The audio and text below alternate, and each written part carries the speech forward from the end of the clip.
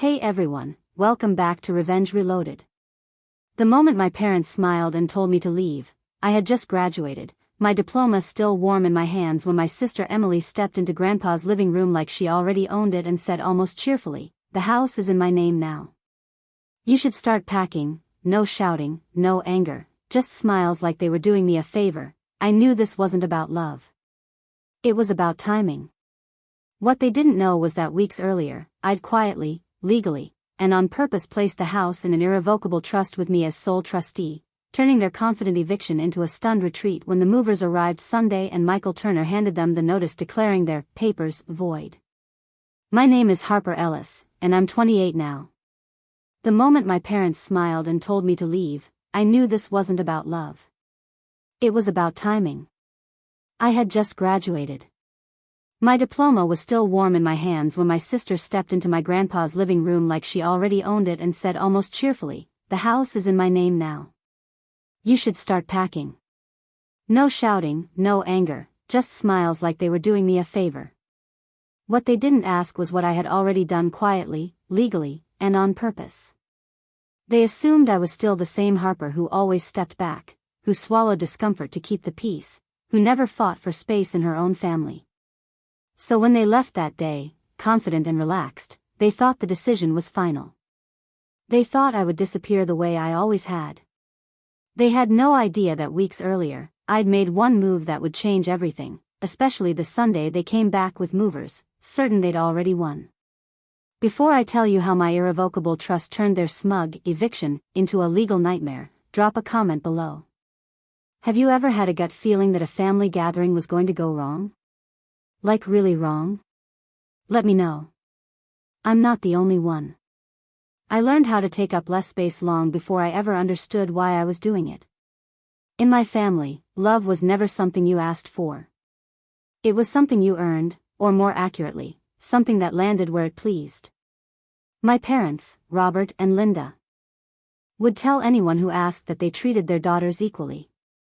And on paper, maybe they believed that, but in real life, equality dissolved in the small moments that never made it into family stories. My younger sister Emily had a way of filling every room without trying. If she was upset, the house adjusted around her mood. If she wanted something, it was discussed immediately, carefully, like a problem that needed solving. When I wanted something, the response was different. "Harper, you're mature. You understand," my mother would say, already half turned toward Emily. "You're independent," my father added. "You don't need as much." So, I learned not to need. I learned to nod when plans changed at the last minute. I learned to smile when Emily's achievements were celebrated louder, longer, with more pride. I learned to accept praise quietly and disappointment even more quietly. Over time, it became easier not to ask at all. Asking meant hoping, and hoping usually led to being reminded why I shouldn't. From the outside, we looked fine. Weekend dinners, holiday photos, the kind of family neighbors described as close. But inside our house, attention moved in one direction, and I learned how to survive on the leftovers of it. I wasn't abused. I wasn't ignored completely. I was simply overlooked. And somehow that made everything harder to explain, even to myself. The only place where I didn't feel that way was my grandpa's house. George Miller lived in a small coastal town, in a house that never tried to impress anyone. The porch boards creaked in the same places every time. The air always smelled faintly of salt and pine. At night, you could hear the ocean if you listened closely, steady, and patient. When I was there, no one rushed me. No one compared me. No one told me I was too much or too little. My grandpa listened when I spoke, not politely, intentionally, like my words mattered simply because they were mine. As he got older, I started coming more often. At first, it was small things. Picking up groceries, driving him to appointments, helping sort mail.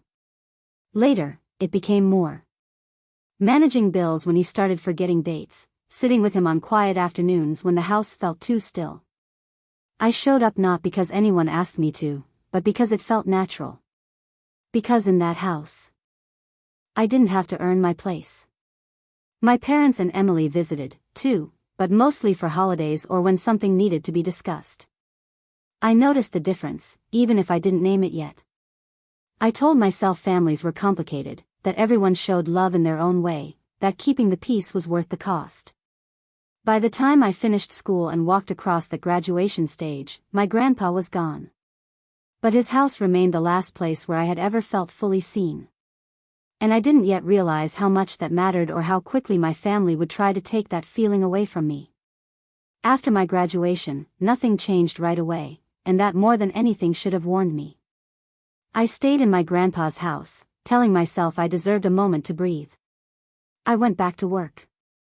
I unpacked my boxes slowly. I tried to let the quiet settle without questioning it. But families like mine don't stay quiet for long, not when there's something to gain. The first question came from my mother. "So, Harper," she said one evening on the phone, her tone casual in a way that felt practiced. "Have you thought about what you're going to do with the house?" I remember standing in the kitchen, staring at the same spot on the counter while she spoke. She didn't ask how I was holding up. She didn't mention my graduation, just the house. "I'm still figuring things out," I said carefully. "Well," she replied. "It's a lot of responsibility for one person. Property taxes aren't cheap. Maintenance either. We just worry about you." It sounded kind, reasonable, almost loving, and if it had ended there, I might have believed it, but it didn't. A few days later, my father called. He wasn't as subtle. "You know, Harper," Robert said, clearing his throat the way he did when he thought he was being practical. "Your grandpa worked hard for that place. You don't want to get overwhelmed and make mistakes." "What kind of mistakes?" I asked.